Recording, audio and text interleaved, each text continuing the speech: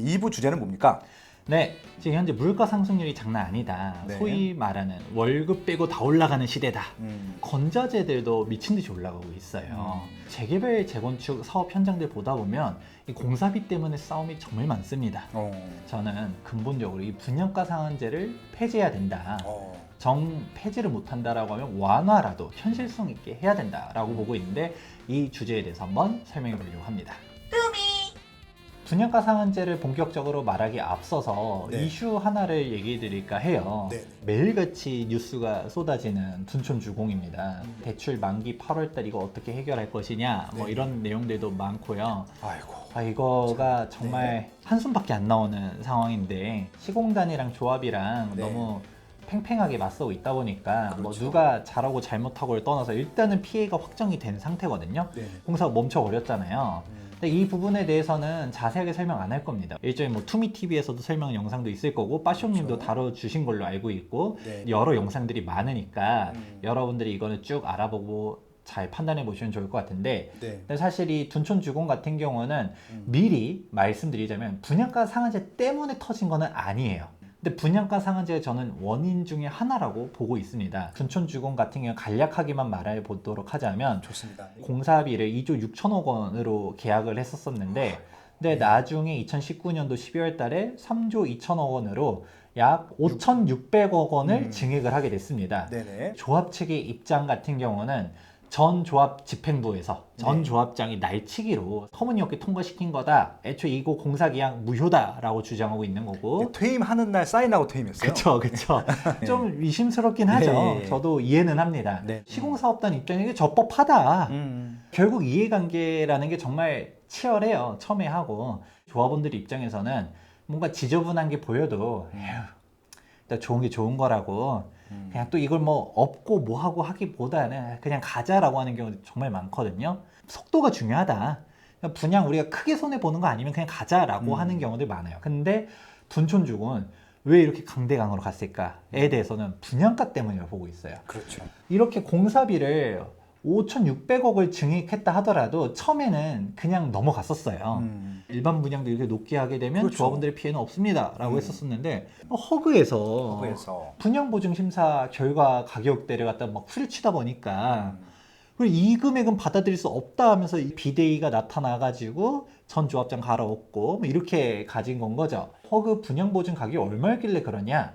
이게 조합에서는 3,500만 원이 목표였었어요. 네. 근데 허그에서는 2,978만 원 제시해가지고 이 금액이 말이 되냐? 사실 여러분들은 이것만 알고 있으면 안 돼요. 네. 원래 처음에는 이게 금액이 얼마였었냐면 네. 2,600만 원도 있었어요. 2,500만 원도 있었어요. 강동구에 그것도 둔촌주공이 사실 대여인데 여기다 적용이 맞냐 해서 말이 많았었죠. 그러니까 예를 들어서 그때 이제 이게 직접 그 비교를 하신 분은 아무도 없었는데 고양시 덕은 지구가 있었어요. 네네네. 2,700이었어요 그때 분양가가 2,700, 2,800이었잖아요. 그 자이. 맞아요. 그때 고양시가, 당시 예. 그거 분양가 비싸다라고 말했었었는데 또 거기는 그 분양가 내주고 예. 여기는 이렇게 하고 네. 그러니까 허그 분양보증 심사가 너무 말도 안 된다. 네, 말도 안 되죠. 네. 기억하시는 분도 있을 거예요. 막 1년 내에 분양하면 전에 있었던 분양가의 100%못 넘어가게 하고 네, 맞아요. 해를 넘기면 105% 구별로 네. 전에 분양 언제 있냐에 따라서 가격대가 막 은평구는 그래도 분양을 축축축축 하면서 조금씩 올라갔던 게 있는데 강동구는 뭐 분양이 뭐 옛날에 했었다든가 아니면 했다 하더라도 뭐 비교 단지 하기에는 좀 애매한 애가 했다든가 이런 식으로 가면서 이런 말도 안 되는 금액이 나온 거였는데 네. 허그에서는 그래도 3,000 벽은 못 깬다. 2,978만 원을 주고 네. 조합원들 입장에서도 솔직히 3,000 초반대만 줬었어도 마음엔 안 들었었어도 이게 심리적인 부분들 때문에 그렇죠. 이게 그냥 결국 파행으로 갔다라고 저는 보고 있어요. 네, 3,000만 원대 쓰면 했었을 것 같아. 네, 맞아요. 결국은 이 사태는 사실 허그에 있다. 이게 허그에서 뭐 그렇게 너무 옥죄지만 않았었어도 이런 조합 내부의 갈등이 있었어도 이제 표면 아래에서 그냥 넘어가고 지나갔을 수도 있었을 텐데 그렇죠. 표면 위로 터져나가고 강대강으로 대치된 거는 이 분양가에 대한 문제를 짚고 넘어가지 않을 수가 없다라고 그렇죠. 저는 보고 있는 것이죠. 네네. 이 분양가 상한제는 간단하게 얘기하면 그냥 우리 일명 땅값, 건축비 더하고 건설업체 적정이윤 더한 게 분양가 상한제입니다. 그렇죠. 근데 이 분양가 상한제가 사실 유서 깊은 규제예요. 전 정권의 가장 첫 번째로 유명한 정책, 2017년도 파리 부동산 대책에서 이게 나타납니다. 여러분들은 잘 기억 안 나시겠지만 이때 민간 택지 분양가 상한제를 보다 확대할 수 있도록 개선을 하겠다라고 이때 발표를 했었거든요. 2019년도 8월 10일자에 2017년 파리 대책 때 우리 민간 택지 개선하겠습니다 라고 하고 보니까 막상 이게 실제로 적용하려고 하기에는 너무 타이트했던 거죠. 이 요건들이. 왜냐면 원래 민간 택지 그렇게 확대 적용하면 안 되는 규정이거든요. 네네. 그렇다 보니 이거를 갖다가 확 계산시켜 버립니다. 어떤 식으로 일단 투기과열지구기만 하면 네. 적용할 수 있도록 해놓고 그러고서 요건들을 갖다가 낮춰버려요. 그냥 우리가 뭐 지정하고 싶으면 지정할 수 있도록 해버렸는데 이 요건은 이거는 무조건 되는 거고 셋 중에 하나를 충족하면 지정할 수 있도록 하다 보니까 그냥 정부가 지정하고 싶으면 사실상 지정할 수 있도록 바꿔버린 거죠. 네. 민간 택지 분양가 상한제를 전반적으로 확대시키겠다라고 하고 그렇다 보니까 이제 나오는 거가 이 적용 기준이 원래 관리처분인가 신청 기준이었는데 강남에 있는 주요 재건축 단지들이 다 빠져나가잖아요. 그럼 이것도 바꿔버려요. 입주자 모집 공고 승인일로. 사실상 이것도 소급 적용해서 뭐 위원이니 뭐니 얘기했었지만 네. 아무튼 전 정권에서 이렇게 강력하게 갔었었고 네. 소급이 맞고요, 저건. 네. 그쵸. 말도 안 됩니다. 네. 분양가 상한제에 대한 전매 금지 기간도 확 늘리고 거주 의무 기간도 넣어버리니까 일명 이게 전월세 금지법이라고 말하면서 이거 분양가 상한제 적용 주택에서 이제 분양받은 사람은 실거주 안 하면 실거주예요. 안 된다. 네. 그러니까 전월세 못 넣으니까 현금이 있는 사람들만 들어갈 수 있다라는 내용들이 나왔었던 거고 분양가 상한제가 1차와 2차에 걸쳐서 지정했는데 서울에서 어지간한 데들은 다 지정해놨고요. 경기도에서도 조금 분양 물량이 있을 만한 데들은 지정을 해놨죠. 분양가 상한제 도대체 무엇이 문제인가를 한번 짚어볼 필요성이 있겠죠. 언뜻 보다 보면 합당해 보여요. 땅값 쳐줄게, 건축비 쳐줄게, 그리고 적정 이윤도 쳐줄게. 더 우리가 분양 수입을 얻으려고 하는 거는 너네 욕심이지라고 말할 수가 있어요. 근데 이 욕심이지가 통하는 거는 어떻게 따지면 공공택지는 이게 맞아요. 그렇죠. 예. 공공택지는 LH에서 분양한 땅값이 명확하게 있고 건축비 적용해주고 그리고 어느 정도의 이윤도 적용해줘서 분양을 할 수 있도록 하니까 그렇죠. 민간 택지에 적용하다 보니까 이게 문제가 어떻게 되냐 이 땅값의 책정을 어떻게 하느냐 그렇죠. 땅값을 후려쳐버리는 거죠. 조합원들 입장에서 아니 내 땅의 가치를 막 그냥 감정평가해가지고 막 낮게 해버리다 보니까 말도 안 된다. 이 건축비 같은 경우도 공공주택 같은 경우는 표준건축비라 말하고요. 민간주택 같은 경우는 기본형 건축비라고 말하는데 그렇죠. 건축비도 이제 실비를 적용하는 게 아니라 딱 그냥 적용해 놓은 금액대로만 갑니다. 우리 아무리 호화롭게 짓든 뭘 하든 그거랑 상관없이 딱 기본형 건축이 딱 고정돼 있고 적정 이윤이라고 해도 막 이거 반영 막 코딱지만큼 해주다 보니까 조합원들 입장에서 이거 감당할 수 없는 받아들일 수가 없는 분양가가 나오는 게 현재 상황인 것이죠. 지금 공사비 어마어마하게 올라가고 있죠. 네. 건설업체들 같은 경우는 오히려 이 건설비로 갖다가 내가 그 전에 계약을 했었는데 받아들일 수 없다. 그래서 둔촌주공 같은 경우도 쌍공사비는 아니었었어요. 그렇죠, 그렇죠. 그래도 493만 원이었었는데 이게 지금 시점에서는 쌍공사비거든요. 네. 지금 현재 서울에서 일반적으로 계약되고 있는 공사비 평균이 500만 원대 중반대를 다 돌파하고 있고요. 하이엔드 같은 경우 600만 원대까지도 가까이 가고 있는 게 현재 현실이에요. 기본형 건축비는 또 올린다라고 해도 찔끔찔끔 올라가고 있어요. 지금 건설비들은 한 22%나 이제 폭등을 한 상태고 지금도 더 올라가고 있죠. 네. 지금 인건비 니문이 다 올라가고 있잖아요. 그렇죠. 그런데 이 기본형 건축비는 8%밖에 안 올라갔다. 음. 이게 합당하냐? 그리고 애초에 둔촌주공 같은 경우도 허그 분양보증심사 이후로 분양가 상한제로 갔잖아요. 그래서 약간 좀 기대를 하고 있었었죠. 둔촌주공에서 바라봤었던 택지비에서 또 깎는다라는 거죠. 왜냐하면 조합에서 이 정도면 합당하지요 라고 하면서 놀렸는데 솔직히 전 정권 입장에서 분양가 약간 낮춰가지고 무주택자를 위한 분양가 저렴하게 우리 이렇게 공급되고 있으니 이렇게 가고 있었잖아요. 그렇다 보니까 막 이 분양가도 받아들일 수가 없고 결국은 이러지도 저러지도 못하고 파행으로 간 것인데 단순히 이게 둔촌주공 뿐이냐? 그렇지 않다는 거죠. 사람들이 이 분양가 상한제를 폐지해야 된다, 현실화를 해야 된다라고 하면 비판할 수가 있어요. 어떤 식으로 비판을 하냐면 야 김재경 소장 너는 재개발 재건축 전문가니까 당연히 재개발 재건축 조합원들을 위해서 얘기하는 거 아니냐? 네. 그것도 아니면 너 건설사 앞잡이지 라고 말하시는 분들도 있어요. 제가 이거 돈 받고서 막 이거 막 폐지해야 된다 말하는 사람 아닙니다. 네, 네. 그런데 아니 난 착실하게 가점 쌓아놨는데 지금 뭐 분양가 다 올라간다라고 하니까 한숨 나온다 뭐 이거 뭐가 되냐 뭐 이런 얘기도 있는데 그 사람들 입장에서는 한숨 나올 수는 있어요. 네. 왜냐면 이렇게 분양가가 다 올라가야 된다라고 말하는 저가 미울 수도 있겠죠.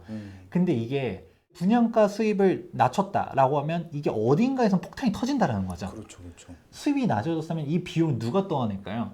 조합이 떠안든가 아니면 시공사가 떠안든가 둘 중 하나죠. 네. 근데 이렇게 시공사가 떠안게 되는 상황이 오게 되니까 어떻게 되나요? 아이 우리 이거 공사 못 하겠다. 네, 맞습니다. 조합에선 너 착공했으면 에스컬레이션 반영 안 돼.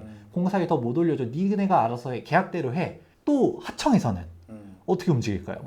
이 금액으로는 우리 공사 못 한다. 그렇죠. 조합 입장에서도 사실 이게 분양가를 낮춰버리면 아무리 시공상 싸우는 것도 있지만 조합원들 분담 금액이 높게 올라가잖아요. 그렇죠. 조합원분들은 부담금을 3억씩, 4억씩, 심한 5억씩도 내면서 들어가는 거예요. 10년씩, 20년씩 내가 고생하면서 다 버텼더니 이 이윤을 갖다가 막 딴 사람한테 뺏기고 분담금이 더 늘어나고 이게 합당하냐라고 하면 그렇지 않은 거고요. 조합 입장에서 어떻게 움직일까요? 이 분양가 감당할 수 없다. 분양 안 하겠다. 대표적으로 2021년도 11월 달에 광명 2구역, 베르몬트 광명에 일반 분양 하려고 했었어요. 맞아요. 그렇다가 이게 분양이 밀렸어요. 어떻게 됐냐? 분양가 상한제 결과 2천만 원에 분양하라고 했거든요. 분양가 6억 얼마면 지금 옆에 철산동 신축 아파트 가격대가 10몇 억인데 이게 뭐 하는 짓이냐면서 우리 분양가 못 받아들이겠다 하면서 밀렸고 최근에 조합총회 했었을 때도 결국 올해 분양 안 하는 걸로 잠정 결론이 나면서 이제 미뤄지는 걸로 되었었죠. 광명 2구역 뿐일까요? 신반포 15차도 우리 미루겠다. 네. 올해 분양 안 하겠다라고 하면서 레미안이죠, 레미안. 네. 밀어버렸고 레미안 원펜타스 네, 원펜타스. 하면서 밀어버렸고 이문 1구역, 2구역도 밀어버리고 그렇죠. 이문 3구역까지도 착공하면서 움직이고 그렇죠, 있는데 그렇죠. 원래 올해 다 분양 예정이었었거든요. 다 미뤄지고 있고 이 분상제가 완화될 거를 다 기다리겠다. 우리는 금융 비용을 좀 더 떠안는다 하더라도 나중에 분양이 좀 더 유리하다라고 하면서 지금 계속적으로 미뤄지는 거죠. 우리 신반포 4지구 메이플자이도 애플자이. 기다리고 있었던 단지들이 다 밀리는 거예요. 무주택자 입장에서도 무조건적으로 분양가 상한제를 없애는 거는 나쁜 거다. 김정일 저 건설사 앞잡이 이렇게 얘기하면 안 된다라는 네네. 거가 결국 이 폭탄이 나한테 돌아오는 거죠. 그렇죠. 사업성이 안 좋아지니까 일반 분양을 안 하게 되고 선분양 제도 안 좋다. 후분양을 해야 된다. 라고 했었는데 정작 정부는 상기 신도시 같은 경우 선분양 택지비도 다 보상되기 전에 막 그냥 먼저 분양하고 있잖아요. 분양들이 다 안 나와버리면 그럼 결국 힘든 거는 무주택자인 거죠. 시장을 과잉해서 억압하다 보니까 이게 폭탄이 결국 무주택자들한테 돌아온다. 부동산 시장 정상을 하겠다라고 윤석열 대통령님께서 공약을 내세웠잖아요. 분양가 규제도 합리화하겠다 라고 말을 했었어요. 그러니까 조합 입장에서는 일단 분양을 하면 안 되겠다. 다 기다려야겠다 라고 하고 있는 게 현재 시점이라는 것이죠. 분양가 규제, 재개발, 재건축을 옥죄다 보니까 그 폭탄이 현 정권에서 터지는 거거든요. 그 결과 전 정권에서는 분양 공급이 많았었어요. 서울도 막 입주가 많았었죠. 이명박 전 대통령 때 그리고 박근혜 전 대통령 때 그때 막 재개발 재건축을 활성화시켜주고 재건축 초과익 환수제도 유예시켜주고 그러면서 이제 추진되는 재개발 재건축들의 공급들이 이제 왔었던 거잖아요. 근데 전 정권에서 막 다 막아버리다 보니까 지금 공급이 확 줄어버립니다. 10만 이상 줄었네. 예. 공급도 줄고 서울로만 한정해버리면 이게 공급이냐. 그리고 이 공급 수치에서도 분명 둔촌주공이 있었을 텐데 그거 모르잖아요. 또 더 밀리겠네 그럼. 일반 세대는 또 어디론가 사라지겠죠. 그렇겠네요. 공급이 없어요. 그럼 2023년도 입주였을 텐데. 그렇죠. 저기서 또 12,000 빼야지. 사라지겠죠. 예.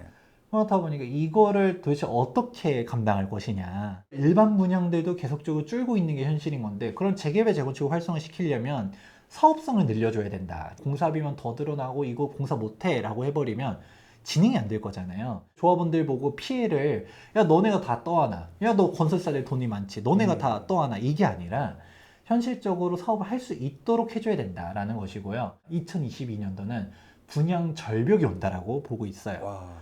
정확하게는 분양가 상한제 지역들이죠. 아까 네. 말했었던 광명 같은 경우도 경기도지만 분양가 상한제 지역이다 보니 이 분양가 우리 감당 못해. 일반 분양이 다 씨가 마를 것이고, 그런 무주택자 분들 중에서도 네. 청약 가점이 좀 어중간하게 높은 분들 있잖아요. 그렇죠. 애매한 사람들은 약간 계륵존이라고 하거든요.